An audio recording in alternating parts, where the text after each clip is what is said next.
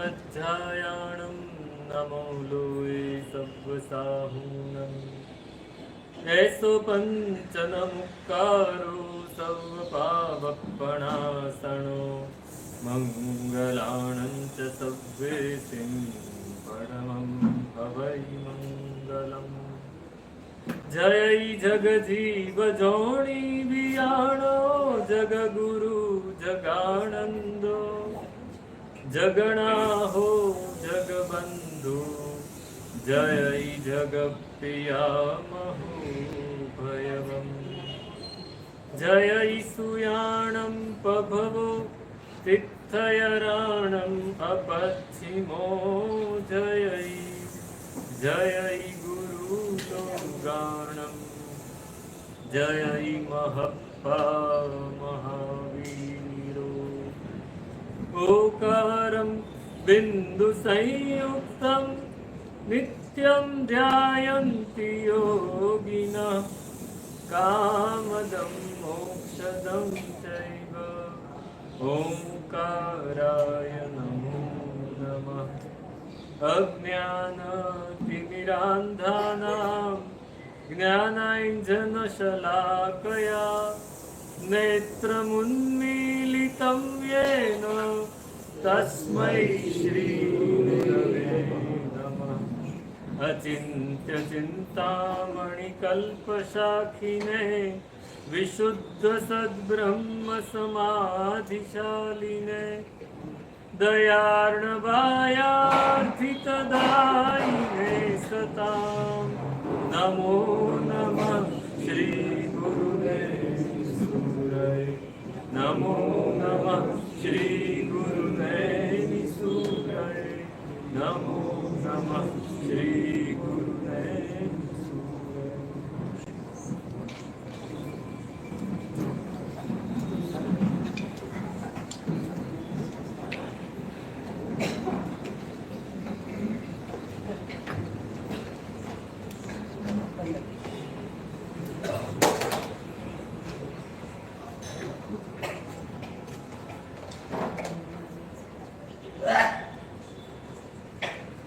यदीय सम्यक्त्वबलात् प्रतीमो भवादृशानां परमस्वभावम् वासनापाशविनाशनाय नमोऽस्तु तस्मै तव शासनाय। अनंत उपकारी अरिहंत परमात्माનું મંગલમય ધર્મશાસ્ત્ર એ શાસન પરમાત્માએ સ્થાપના કરી।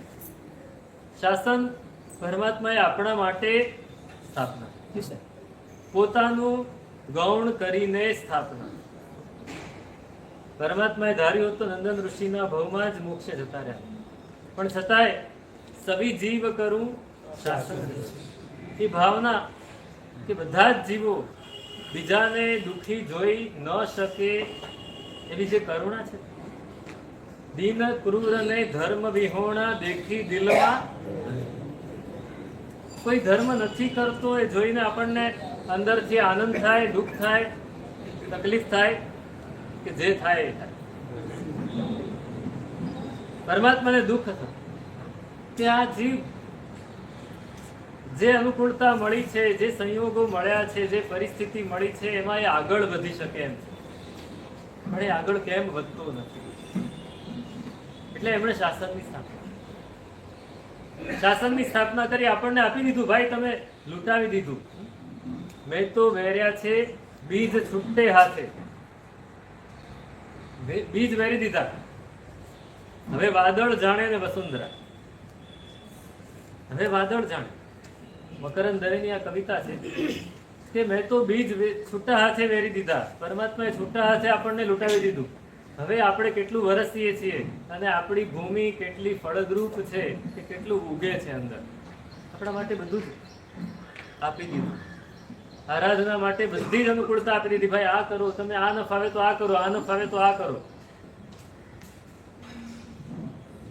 આપણે આટલા દિવસથી વિચારી રહ્યા છીએ ચેતન જ્ઞાન અજવાળ।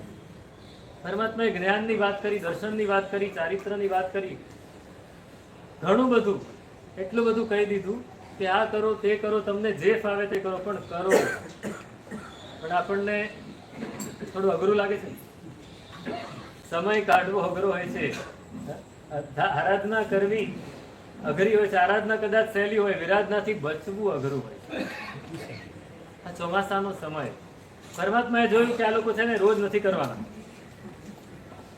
થોડા જ્ઞાની ભગવંતોએ, શાસ્ત્રકાર ભગવંતોએ જોઈ લીધું કે આ રોજ નથી કરવાના, એને કંઈક આપી દો. રોજ તો એ સંસારની ઘટમાળમાંથી બહાર જ નથી આવવાનું. કોઈક દિવસ એવા આપી દો, કોઈ પર્વ દિવસ આપી દો, કોઈ આરાધનાના દિવસ એવા આપી દો કે એમાં એ આરાધના કરી શકે પોતાના માટે. આ કોની માટે કરવાનું છે? આ સંઘનું ભલું થાય એટલા માટે, શાસનનું ભલું થાય એટલા માટે નહીં. શાસન આપણે ઘણીવાર આપણે બધા બોલતા હોઈએ છીએ કે સાહેબ શાસન માટે કંઈક કરી શકું એવા આશીર્વાદ આપો. શાસન પહેલા અહીંયા છે. અહીંયા અંદર જો શાસન બરાબર જામ્યું હશે ને તો બહાર આપોઆપ થવાનું. આપણે પહેલા કોશિશ કરવાની છે અંદર શાસનને જમાવવાની, અને એની માટે આરાધના. ચોમાસું આપી દીધું. સાધુઓ માટે મર્યાદા છે કે વિહાર ન કરાય. વિહાર ન થાય તો શું કરે? નહીં, સ્થિરવાસમાં શું થાય? વધારે આરાધના.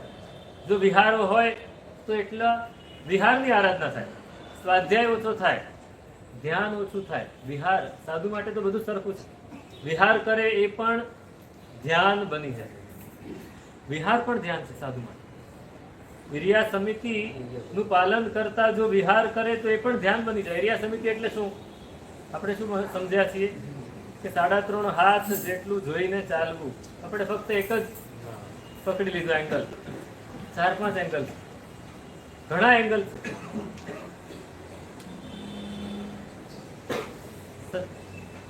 સાધુ વિરિયા સમિતિનું પાલન કરે કેવી રીતે ચાલે? તો કે નીચે જોઈને તો ચાલે, પણ એની સાથે એકાકાર થઈ જાય, ગતિરૂપ બની જાય. ચાલવું એ જ હોય. તમ મુક્તિ તપ પુરક્કારે સંજયે ઇરિયમ રીએ. ઇન્દ્રિયાણી વિવજ્જેતા, 5 ઇન્દ્રિયોના વિષયોને છોડે. રસ્તે ચાલતા કઈ ગાડી આવી, કઈ દુકાન આવી, કેવા લોકો આવ્યા એ ખબર ન હોય. સ્વાધ્યાય પણ નહીં કરવાનો. ચાલતી વખતે માળા પણ નહીં ગણવાના. અમે તો ગણીએ, પણ પરમાત્માએ શું કહ્યું કે માળા પણ નહીં ગણવાની. તમે ચાલવામાં જ એવા એકાકાર થઈ જાઓ કે એ પણ ધ્યાન બની જાય. પરમાત્મા જયારે ચાલતા ને, વિહાર કરતા, ત્યારે લોકો જોવા માટે આવતા, ખાસ ઉભા રહેતા કે આ કેવી રીતે ચાલે છે એ જુઓ. એનું ચાલવું એ પણ ધ્યાન બની જતું. પરમાત્માના અંગમાંથી શાંતિ નીકળતી, ઉપશમ ભાવ નીકળતો. એકવાર પરમાત્મા જઈ રહ્યા હતા, વિહાર કરીને ચાલી રહ્યા હતા, નિરાતે પોતાની મસ્તીમાં અંદર ઉતરીને આજુબાજુ શું ચાલી રહ્યું છે કાંઈ જ ખબર નથી, અને ચાલી રહ્યા. અને બરાબર એ જ વખતે એક ઇન્દ્રજાલિક જાદુગરે પોતાનો ખેલ બનાવવાના, નાટક શું કહે ને, એનું પોતાનું પ્રોગ્રામ, એક સરસ જગ્યા હતી, મોટું ગ્રાઉન્ડ હતું, એમાં એને પોતાનો ખેલ શરૂ કરેલો. એની પાસે શક્તિઓ હતી, ઇન્દ્રજાળ હતી. ઇન્દ્રજાળ એટલે એવી શક્તિ ચમત્કારી તેનાથી જે ન હોય એવું પણ દેખાડે. તો એને અનેક પ્રકારની વસ્તુ ઊભી કરેલી. કોઈક નૃત્ય કરી રહ્યું છે, કોઈક સંગીત વગાડી રહ્યું છે. 5 ઇન્દ્રિયોના વિષય જોવા માટે, સાંભળવા માટે, ખાવા પીવા માટે, સુગંધી પદાર્થો અને સ્પર્શ, આ 5 ઇન્દ્રિયોના વિષયો માટે એને આમ સરસ મેદાનમાં તૈયારી કરી દીધી. અને બહાર ઊભો છે પોતે, લોકોને બધાને આવકારે છે. જેટલા લોકો વધારે આવે એટલું ટીઆરપી વધારે મળે. અત્યારે વ્યૂ કેટલા છે તમારા એકાઉન્ટના, તમારા ઇન્સ્ટાગ્રામનું એકાઉન્ટ હોય એના વ્યૂ કેટલા છે, લાઇક્સ કેટલા છે, ફોલોઅર્સ કેટલા છે, એની ઉપરથી કમાણી કરે છે લોકો. એક વિડીયોના આટલા વ્યૂ થયા, આટલા મિલિયન વ્યૂ થયા તો આટલી કમાણી થાય. પેલાને એ કમાણી કરવી. જે પણ આવે, અને લોકો ક્યાં ખેંચાવાના છે, જે ઇન્દ્રિયોના વિષયો હોય ત્યાં ખેંચાવાના છે, બધાય જાય છે. એ બોલાવે નહીં તોય ઘૂસી જાય છે, બધા જતા રહે છે. એટલે એને બહુ આનંદ થાય છે. કેટલા કેવા કેવા લોકો, મોટા શ્રેષ્ઠીઓ, રાજાઓ, રાજકુમારો બધા જ આવતા જાય. હકીકતમાં કાંઈ નથી, પણ દેખાવ એવો છે, એની પાસે ચમત્કાર છે, ચમત્કારથી દેખાડે છે, લોકો એમાં આકર્ષાય. એ વખતે પરમાત્મા એ રસ્તેથી નીકળ્યા છે, પરમાત્મા એ રસ્તેથી નીકળ્યા છે અને એ પોતાની વસ્તીમાં ચાલે છે. ભલાએ જોયું ત્યાં કોઈ સંન્યાસી, કોઈ સંત આવે છે, પરમાત્માના મુખની જે શાંતિ છે એના ઉપરથી એને લાગ્યું કે કોઈક સંત આવે છે. કોઈક આ સંત જો મારા ખેલમાં આવી જાય ને, મારા જાદુના ખેલમાં એ જો અંદર પ્રવેશ કરે, એકવાર જોવા માટે આવે ને તો મારું સફળ. લોકોને રસ હોય ને કે સંતના પગલા થાય તો બહુ થાય, અને રાહ જોઈને ઉભો છે કે અહીંયા હમણાં નીકળે, એ પૂછશે, એ જોશે એટલે હું અમને અંદર લઈ જઈશ. એટલે પરમાત્મા નીકળ્યા અને જાણે જાય કઈ છે જ નહીં, એમને કઈ ખબર જ નથી, તો ચાલવા જ નથી. એ આગળ ગયા એટલે પેલો જાદુગર દોડ્યો, અરે સાહેબ સાહેબ ઉભા રહો. સાહેબ કે ઉભા રે, ચાલવા. અરે ભગવંત સંત ઉભા રહો એક મિનિટ. ભગવાન ઉભા રહ્યા, કોઈ બોલાવે છે, ધ્યાન આપો. શું છે ભાઈ? તો કે અહીંયા સરસ આ નૃત્ય, સંગીત, મહેફિલ જામેલી છે, તમારે ખાવું પીવું જે પણ હોય, તમને ભિક્ષા પણ મળશે, તમે આવો અંદર જોવા માટે તો આવો, કમસે કમ પગલા કરો. શેનું નૃત્ય, શેનું સંગીત? તો કે આટલી સરસ નર્તકીઓ નાચી રહી છે, આટલા સરસ સંગીતકારો વાદ્ય વગાડી રહ્યા છે, તમને સંભળાતું નથી, દેખાતું નથી, સુગંધ આવી રહી છે, ખાવાના પદાર્થો બની રહ્યા છે, સુગંધ નથી આવતી, ખાવાનું મન નથી થતું. પરમાત્મા શું જવાબ આપે? પરમાત્મા કહે છે, ભાઈ તું આ નૃત્ય સંગીતની વાત કરે છે, મારી અંદર જે નૃત્ય ચાલી રહ્યું છે, મારા આત્મ પ્રદેશોમાં જે નૃત્ય ચાલી રહ્યું છે, એને જોવામાંથી નવરો પડું તો આ જોવા આવું. એની અંદર જે સંગીત ચાલી રહ્યું છે એને સાંભળવામાં નવરો પડું તો આ સાંભળું ને ભાઈ. બાકી આ બહારનું નૃત્ય કેવું છે? સબ્બમ વિડંબિયમ, બધું જ ગીત સંગીત એ વિડંબના છે. સબ્બમ વિલવિયમ ગીયમ, સબ્બમ નટ્ટમ વિડંબિયમ, સબ્વે આભરણા ભારા, સબ્વે કામા દુહાવા. એ કે છે કે બધું આ ગીત સંગીત જે છે ને, કોઈક રડતું એવું લાગે છે. ગીત સંગીત શું છે? આખરે આપણને સંગીત, કોઈ સરસ ગીત આપણું પસંદગીનું જૂનું ગીત વાગતું હોય, મોટા ઉંમર વાળા છે એને જૂનું ગીત વાગતું હોય, નવા હોય ને નાના હોય નવું ગીત વાગતું હોય તો આનંદ આવે ને, તો મજા આવે. પણ એ શું છે આખરે? એક ગીત એ શું છે? તો એક રાગ એ શું છે? 7 સૂર છે. એ 7 સૂરના કોમ્બિનેશન કરો, કેટલા કોમ્બિનેશન થાય? અબજો કોમ્બિનેશન. એ કોમ્બિનેશન કરો એટલે એક રાગ બની ગયો. બાકી જે સંગીતકાર છે ને, જેને સંગીત બરાબર અંદર ઉતર્યું છે ને, એને પૂછજો કે આ શું છે, તો એ કહે છે કે અહીંયા સા કોમળ છે, એટલે ષડજય કોમળ છે, પંચમ એ કઠોર છે,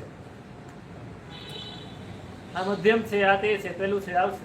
એ સૂરજ પકડશે, એને કયો રાગ છે પકડી લેશે, પણ એને મજા આવશે, આનંદ આવશે, પણ એને સૂર દેખાશે આપણને. કારણ કે બહુ ઝડપથી વાગતું હોય તો આપણને સૂર પકડાશે ને, પણ આપણને મજા આવશે. ભગવાન કે છે બધું વિલાપ છે, ફક્ત શબ્દોની રમત છે, અવાજની રમત છે, કાંઈ નથી. અને જે નાટક છે તો વિડંબના છે. કોઈ ઝઘડતું હોય, કોઈ મારતું હોય એકબીજાને, એ આપણને જોવું ગમે ન ગમે? હા, ફાઇટિંગ જોવી ગમે ને. અત્યારે સૌથી વધારે લોકો શું જોવા જાય? યુવાનો ફાઇટિંગ જોવે.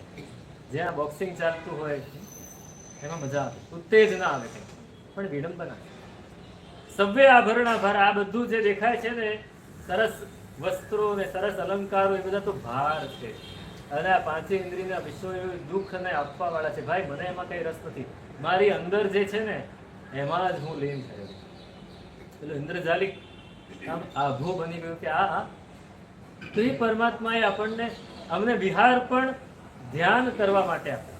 કે ભાઈ તમે ચાલો તો પણ એ ધ્યાન બની જાય. તો મેં રોકાયા. હવે આરાધના ન થાય, વિહાર કરીએ અત્યારે ચોમાસામાં તો વિરાધના થવાનો સંભવ છે. અમે રોકાયા. અમારી આરાધના સ્વાધ્યાય વગેરે વધી, સ્વાધ્યાય ધ્યાન વગેરે આરાધના વધી. અમારે શ્રાવકો માટે શું? શ્રાવકો માટે અમે તો આરાધના કરવાની. તો પરમાત્માએ શ્રાવકો માટે પણ ગોઠવ્યું. સાધુઓને કહ્યું કે તમે જ્યાં રોકાયા છો એના ગોત્રી પાણી વાપરશો ને. અમે કોના ગોત્રી પાણી વાપરવાનું? તમારા સંઘમાંથી, શ્રાવકોના ઘરેથી જઈને ગોત્રી પાણી લાવવાના. તો એમને કંઈક આપો, એમને પણ કંઈક આગળ વધવા માટે મોકો આપો. તો આ ચોમાસાની આરાધના નક્કી કરી. સાધુઓ માટે તો છે જ, શ્રાવકો માટે પણ આરાધના, કે શ્રાવકો પણ કંઈક આગળ વધે. આરાધના છે, વિરાધનાથી બચવાનું છે. ચોમાસું ક્યારથી બેસશે ભાઈ? આજથી.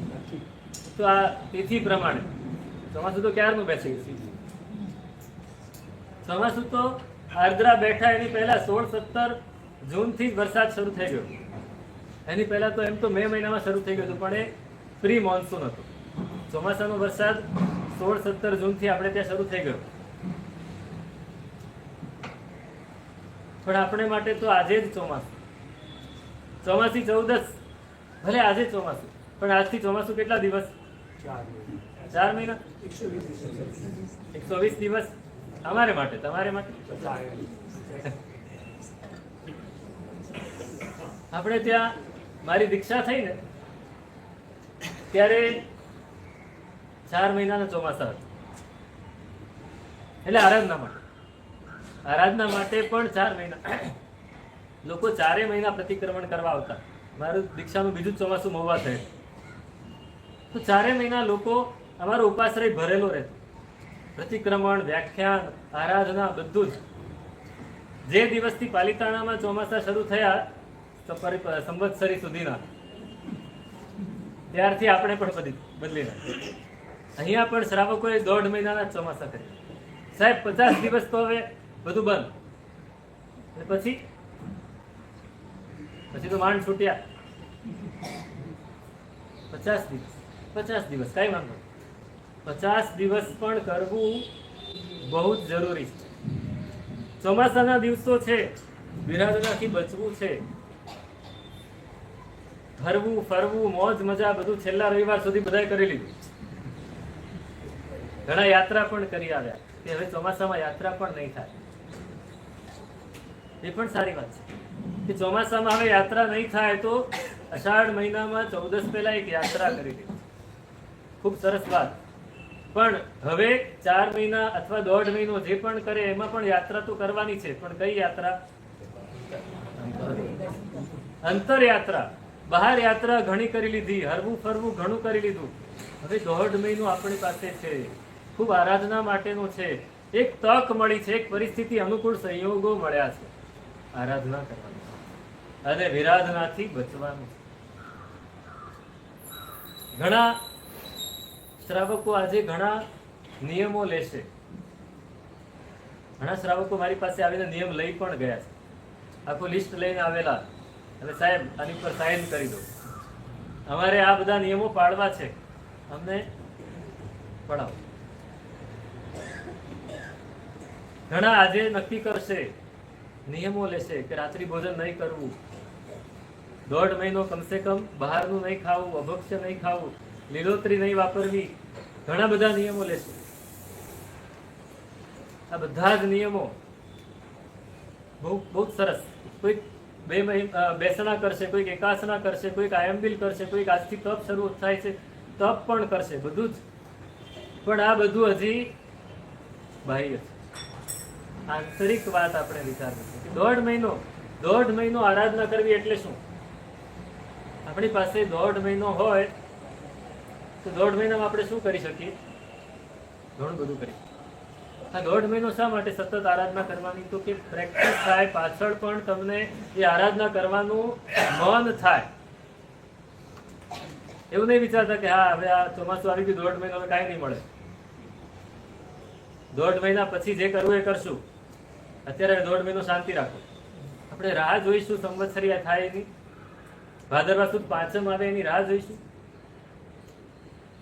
અંદરથી ફેરફાર, કંઈક બદલાવું છે, ભીતર કંઈક બદલાવું છે, ભીતર કંઈક બદલાવું છે, બદલાવ લાવવો છે. કંઈક એવો નિયમ લેવો છે કે સાહેબ આ 1.5 મહિનો હું ગુસ્સો નહીં કરું. એવો નિયમ લઈ શકાય? એવો નિયમ લઈ શકાય?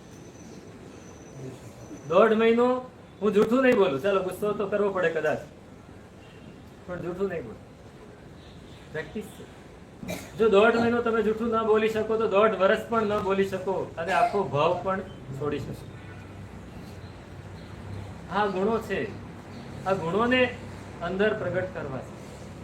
1.5 મહિનો હું કોઈની સાથે છેતરપિંડી નહીં કરું. ભલે હું નથી કરતો પણ છતાંય 1.5 મહિનો તો ખાસ ધ્યાન રાખીને એક ગુણ, એક નિયમ આપણે લઈએ ને, એ નિયમ આપણને એલર્ટ રાખે છે. એલર્ટ રાખે. મારી દીક્ષા થઈ એની પહેલાની વાત કરું. મારા ગુરુ મહારાજ અમદાવાદ પાંજરાપોળમાં ચોમાસું, અને હું રહેવા માટે ગયો. અને ચોમાસું શરૂ થયું, ચોમાસી 14નો દિવસ, અને ગુરુ ભગવંતે પ્રવચનમાં આ જ વાત કરી કે તમે નિયમ લો, બરાબર છે, ચંપલ નહીં પહેરવું અથવા રાત્રે નહીં ખાવ અથવા એ બધા જ સરસ નિયમો બધા જ લેજો, પણ સાથે આવા પણ નિયમ લેજો કે અંદર કંઈક બદલવું છે, કંઈક બદલાવાની પ્રક્રિયા કરવી છે.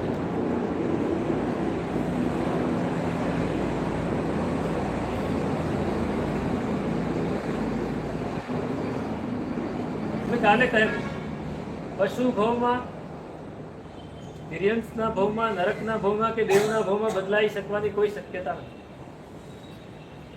કૂતરો એમ વિચારે કે હું બિલાડી બની જાઉં તો થાય? કૂતરો એમ વિચારે કે હું એકદમ શાંત બની જઈશ ગાય જેવો, એવું બને? બદલાવ નહીં આવે. મનુષ્ય ભાવમાં બદલાવની શક્યતા છે, તો આપણે બદલાવ લાવી શકીએ, અને એની માટે આપણી પાસે સરસ અવસર છે. તો મારા ગુરુ મહારાજે આ ગુસ્સાની વાત કરી, અભિમાનની વાત કરી, ક્રોધની વાત કરી, જૂઠું નહીં બોલવાની વાત કરી, આ બધી વાત કરી. એમાં એક શ્રાવક ઉભા થઈ ગયા, આગળ જ બેઠેલા, એ પણ ઝવેરી હતા.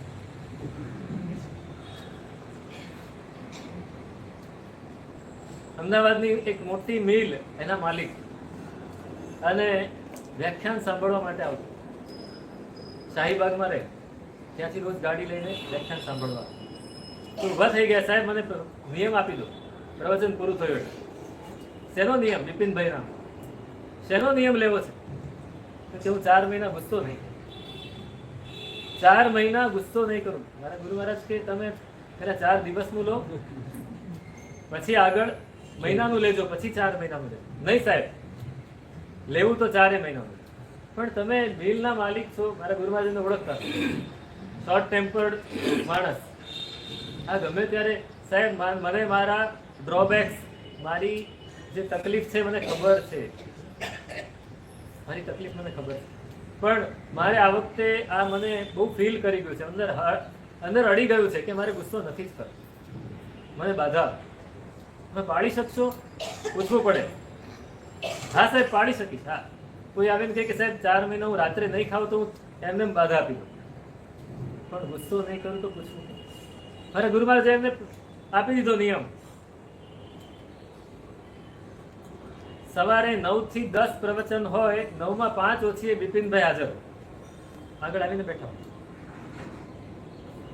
10 દિવસ, 15 દિવસ, મહિનો થયો, શ્રાવણ સુદ પૂનમ આવી. શ્રાવણ સુદ પૂનમે હવે મારા ગુરુ મહારાજ પ્રવચનમાં આવે ત્યારે બિપિનભાઈ બેઠા જ હોય, ઉભા થાય, મથે નોંધામી સાહેબ બધું બરાબર છે, બરાબર છે, નિયમ સરસ પડાય છે. મહિનો થઈ ગયો. શ્રાવણ સુદ પૂનમે મારા ગુરુ મહારાજ આવ્યા, પ્રવચન માટે બેઠા, પાટ ઉપર જોયું તો બિપિનભાઈ હાજર નહીં. બિપિનભાઈ દેખાય નહીં. આજે કેમ નથી? મનમાં પ્રશ્ન તો થાય કે આ રોજ આવે છે, આજે કેમ નથી આવે? પ્રવચન તો શરૂ થઈ ગયું, 9:30 થયા, 9:35 થઈ, ત્યાં બિપિનભાઈ આવ્યા અને આવીને પાછળ જગ્યાથી આવીને બેસી ગયા. કપડા ચોળાયેલા, વાળ લગર વગર, પણ બેસી ગયા. મારા ગુરુ મહારાજે પ્રવચન ચાલુ રાખ્યું.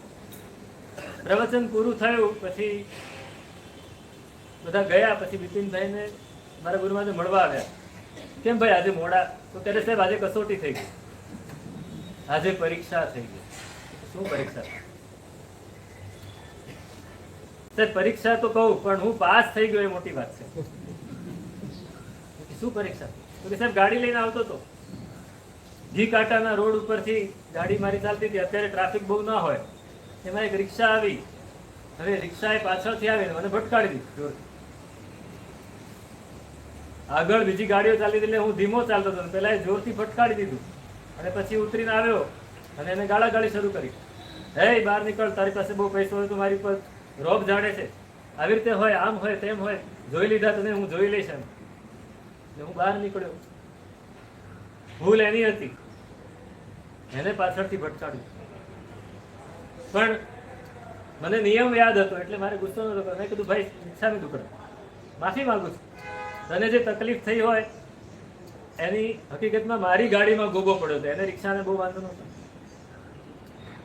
એમ નહીં, હું તને જોઈ લઈશ. અરે ભાઈ જોઈ લો, ઉભો છું અહીંયા, હું તને મારીશ તો મારી લે ભાઈ, તારે જે મારવું હોય.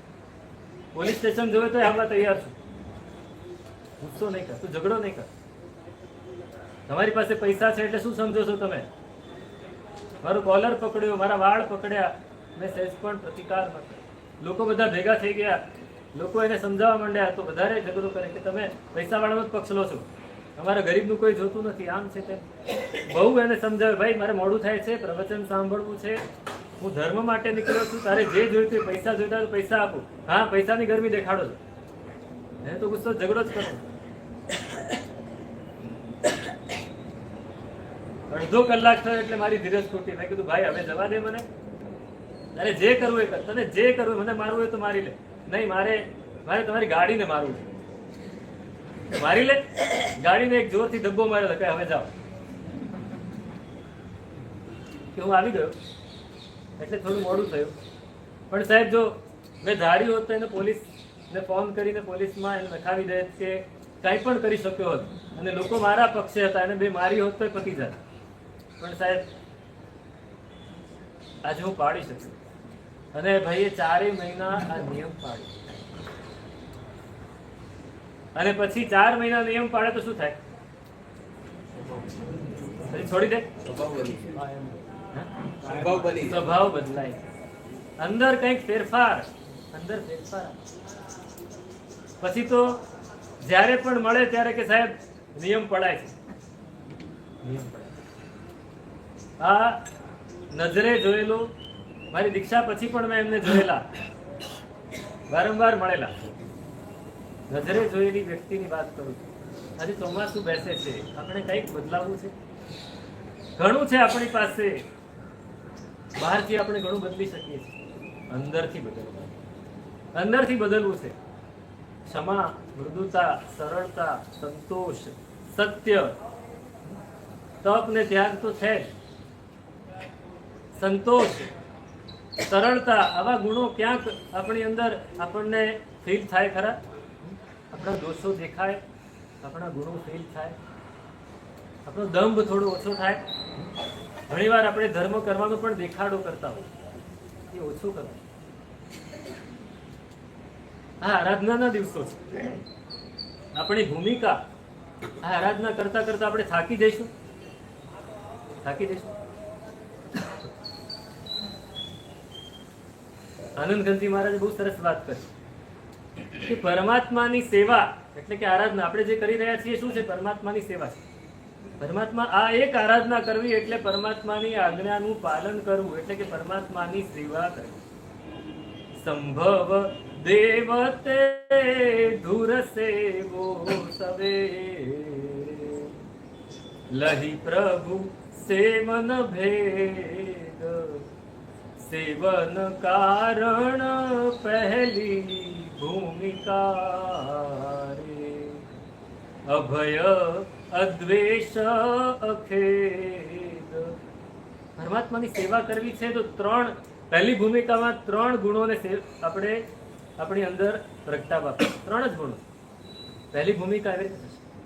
અભય, અદ્વેષ અને અખેદ. અભય, અભય એટલે શું? ભય ન હોય.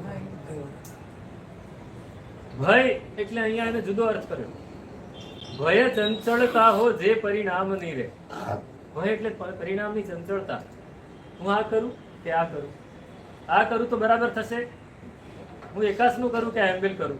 અચ્છા, એમ્બિલ કરી લીધું, પણ એમ્બિલમાં કેવી રીતે કરું, માળા કેવી રીતે ગણું, આપણી ચંચળતા ઓછી થાય તો અભય.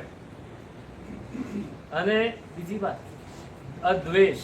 પહેલી છે અભય, ભય ચંચળતા હો જે પરિણામ ના રે, દ્વેષ અરોચક ભાવ. આપણે જે આરાધના કરીએ છીએ આપણને ગમે છે તે કરવી પડે ને કરીએ છીએ. આપણી અંદર આપણે જ વિચારો આપણને ગમે છે. આજે ચોમાસી ચૌદસ છે, આજથી ઘણા લોકો પ્રતિક્રમણ કરવા આવશે. સંવત્સરી સુધી તો કરવાનું જ સાહેબ. પછી સંવત્સરી સુધી કરવાનું કે ગમ્યું કે ન ગમ્યું, ગમે છે માટે કરીએ છીએ કે કરવું પડે માટે કરીએ છીએ. આપણે આપણી તપાસ આપણે જ કરવાની છે કે હું પ્રતિક્રમણ કરું છું, કે હું વ્યાખ્યાનમાં આવું છું, કે હું રાત્રે નથી ખાતો, કે હું કંદમૂળનો ત્યાગ કરું છું, કે હું બહારનું ખાવાનું ત્યાગ કરું છું, એ ગમ્યું કે ન ગમ્યું. અરોચક ભાવ છે, પરાણે કરવામાં આવે છે. અરોચક નામનો એક રોગ છે. આયુર્વેદમાં અરોચક નામનો એક રોગ દેખાડ્યો છે કે જ્યારે માણસને જમવાનું ગમે જ નહીં, મને ખાવા બેસાડો મને રુચિ જ નથી, મને ખાવાનું ફાવતું જ નથી, છોડો ને એક કોળિયો ખાય, બે કોળિયા ખાય ને ઊભો થઈ જાય. આ અરોચક. એને પછી એવી દવા આપવી પડે કે એનાથી એને ખાવાનું ભાવવા માંડે, એને અંદરથી રુચિ થાય.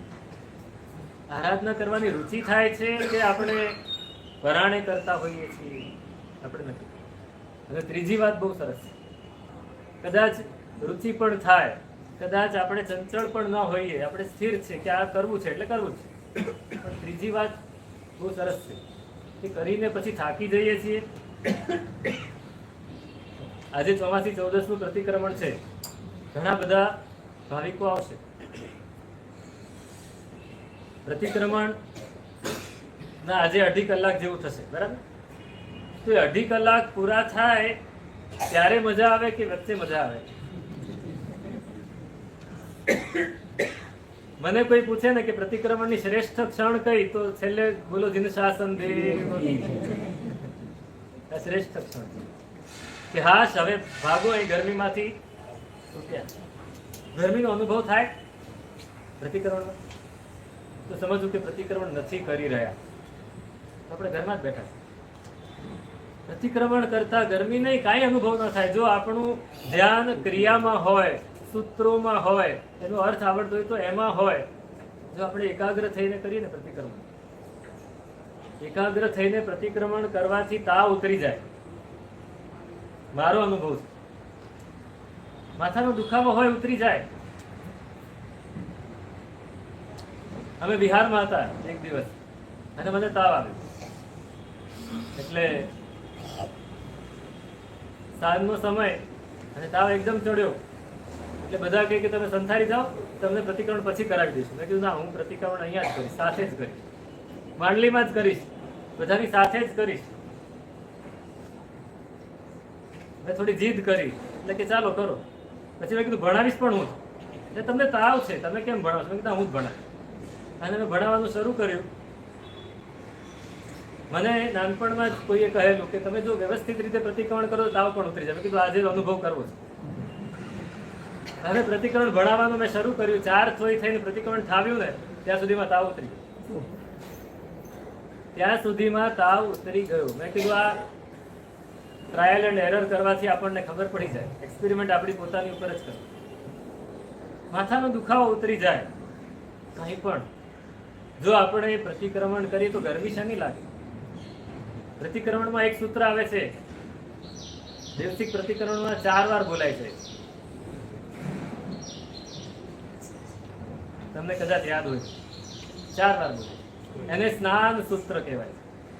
ઈચ્છામી ઠામી કૌશક. સ્નાન કરો તો તમને કેવી અનુભૂતિ થાય? તમે હમણાં જ બાથરૂમમાંથી સ્નાન કરી નીકળ્યા તો ફ્રેશ લાગો ને, પ્રતિક્રમણ તમે કરીને નીકળો તો તમે એકદમ ફ્રેશ થઈ જાઓ. સ્નાન કરીને જાણે નીકળ્યા હોય ને એવી રીતે. જો આવું પ્રતિક્રમણ થાય તો મજા. તો અરોચક ભાવ નહીં, અરે થાકવાનું નહીં. દ્વેષ ખેદ પ્રવૃત્તિ હો કરતા થાકીએ રે. આપણે પ્રવૃત્તિ કરતા થાકી જઈએ છીએ. હમણાં દેવનંદન થશે, ક્યારે પૂરા થશે? સાહેબ જલ્દી ભણાવો ને, ક્યારે પૂરું થશે? આજે ચોમાસી પ્રતિક્રમણ સાહેબ પક્કી સૂત્ર એટલે ચોમાસી સૂત્ર થોડું ઝડપથી બોલજો, કે અતિચાર ઝડપથી બોલજો, પ્રતિક્રમણ થોડું ઝડપથી ભણાવજો. બહુ ગરમી હોય છે, અમારાથી નથી રહેવાતું, સફોકેશન થાય છે. નહીં સફોકેશન ખબર જ ન પડે. આરાધના આખા ચોમાસાની આપણે જેટલી પણ આરાધના કરીએ, આ ત્રણ વસ્તુને મગજમાં રાખીને કરીએ. અભય, અદ્વેષ અને અખેદ. નથી ચંચળતા લાવવી, હા, રુચિપૂર્વક કરવું છે, જેટલું પણ કરવું છે, અને કરતા કરતા થાકી નથી જવું. એનો ફાયદો ઘણો બધો. એક શ્રાવક ભાવનગરના, હમણાં અમે ભાવનગર ગયા તો મારી પાસે આવેલા. સવારે 7 વાગ્યાના દેરાસર ગયા હોય, 6:30 તો 9:30 પોણા 10 આવે. આવીને વંદન કરીને ખૂબ ભાવિક શ્રાવક, એટલે મોઢા ઉપરથી જ બહુમાન આદર આપણને દેખાય કે કેટલો ભાવ છે. સાહેબ પચખાડ આપો એકાસના. કીધું આજે શું છે એકાસના કરવું? સાહેબ કાયમ એકાસના કરો. કાયમ એકાસના ક્યાં કરો? તમે ગયા વખતે મળ્યા ત્યારે તો બિયાસના કરતા હતા. તો કે હા સાહેબ એની પણ એક મોટી કથા છે. શું થયું? તો કે એક દિવસ હું આ જ રીતે રોજ સવારે આવું, ગુરુ ભગવાનને વંદન કરું, પચખાંડ લઉં કે સાહેબ નૌકાસીનું પચખાંડ આપું. ચોમાસાની શરૂઆત હતી, ચોમાસી 14 તો આયંબિલ કરેલું. પૂનમના દિવસે ગયો, સાહેબ નૌકાસીનું પચખાંડ આપું. 9:30 થઈ ગયેલા. તો આચાર્ય ભગવાન ચોમાસું હતા, એમણે કહ્યું ભાઈ 9:30 તો થઈ ગયા છે, પોરસી આવી જશે. તમે રોજ 9:30 જ આવો છો તો પોરસી કરો ને, નૌકાસીનું કેમ લો? સાહેબ ક્યારેક વહેલું થઈ જાય. તો કે 15-20 મિનિટ મોડું કરવાનું, તમારે ઓફિસ જવાનું હોય ને પછી મોડું કર. સારું સાહેબ પોરસીનું પચખાણ આપો. તો કે મહિનો પોરસીનું કર્યું ને પછી એમને મને પૂછ્યું પાછું, ત્યાં સુધી નહોતું પૂછ્યું કે તમે પોરસીનું પચખાણ કરો છો અત્યારે, પછી અત્યારે તમે ખાઓ તો પછી 12 વાગે તો જમાય નહીં, તો ક્યારે જમો? તો કે સાહેબ સીધું સાંજે 4 વાગે જમો. તો બેસણું કરો ને ભાઈ, શા માટે પોરસી છૂટું રાખો? તમારી પાસે અનુકૂળતા છે. સાહેબ ક્યારેક ઓફિસમાં ખાવું પીવું પડે, ચા પીવી પડે. અરે નહીં, તમે એકવાર બિયાસના કરી જુઓ, 2-3 દિવસ 4 દિવસ, જો અનુકૂળ લાગે તો આગળ કરો.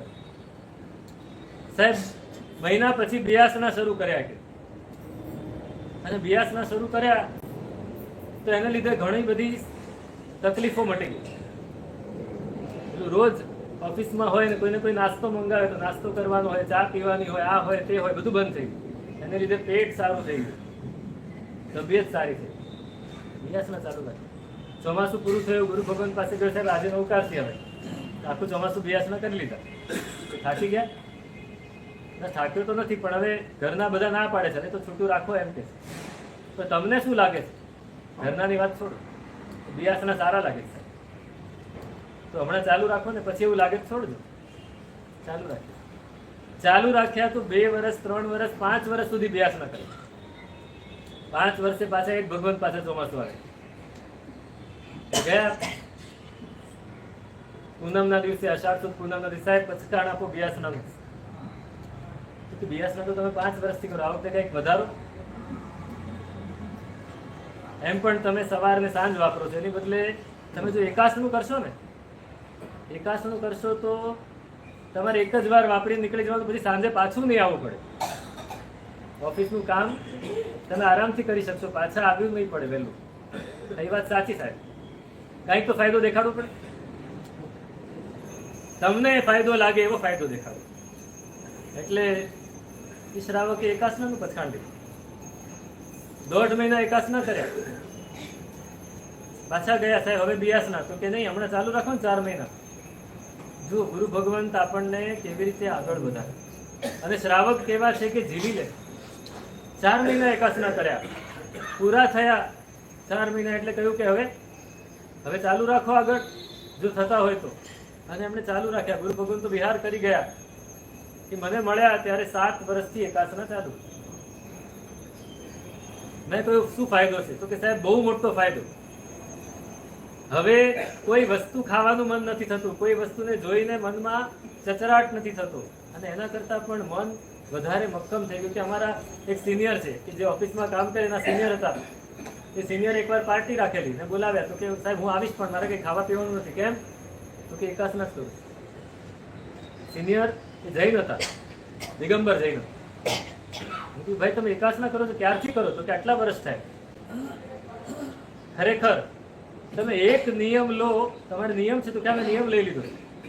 એક નિયમ લો તો તમારું મન મક્કમ થઈ જાય, મનોબળ મજબૂત થઈ જાય. સાહેબ મન એટલું બધું મક્કમ થઈ ગયું છે, હવે કોઈ પણ વસ્તુ કરવી હોય, ખાલી ખાવા પીવાનું નહીં, કંઈ પણ કરવું હોય તો હું કરી શકું છું, વગર ચિંતા કરીએ.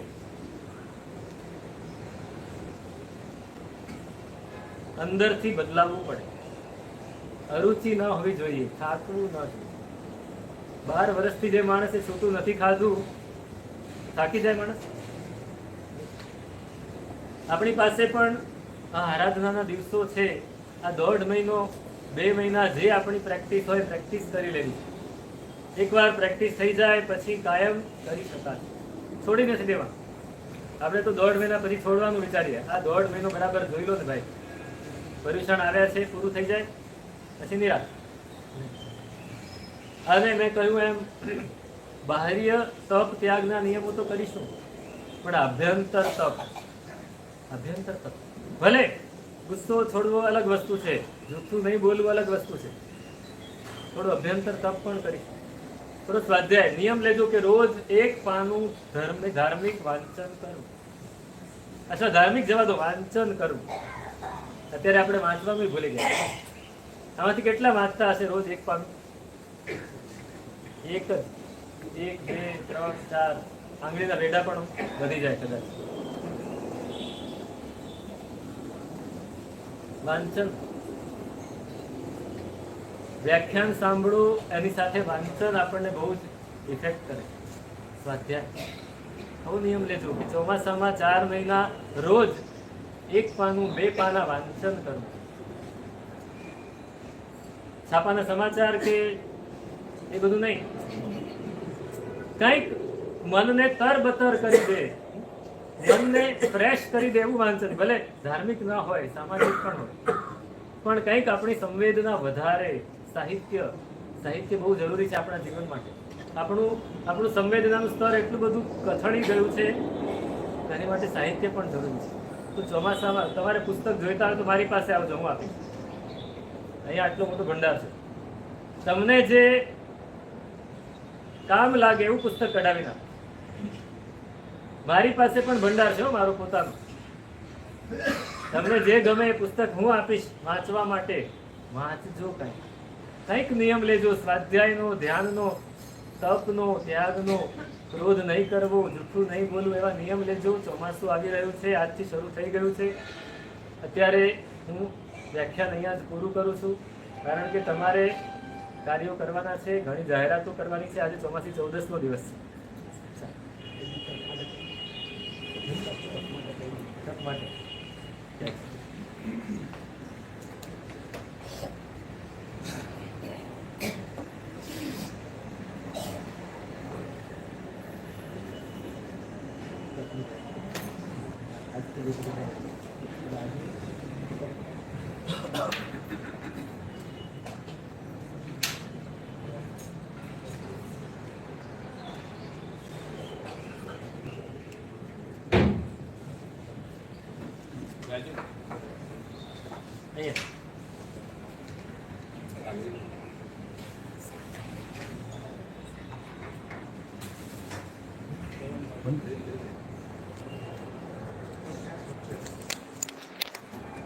Stop.